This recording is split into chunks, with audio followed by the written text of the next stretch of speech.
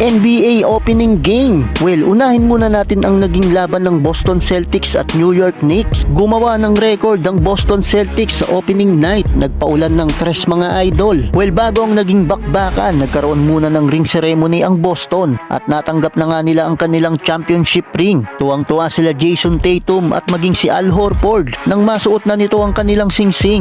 Kasabay din isinabit ang pang-18 banner ng Boston sa kanilang bahay. Well, sa simula ng laban sa opening quarter ay maagang nag-init ang Boston Celtics. Tumirada kagad sila ng magkakasunod na 3-pointer mga idol. Nasorpresa ang New York Knicks dahil sa init ng shooting ng Boston beyond the arc. Total of 10 3-pointer ang pinakawalan ng Boston sa quarter na ito. Kaya umabot agad sa double digits ang kanilang kalamangan. Pagdating ng second quarter, patuloy pa rin ang Boston sa pagpapaulan ng tres mga idol. Matapos ang first half, comeback malala na ang New York Knicks. Well, second half mga idol,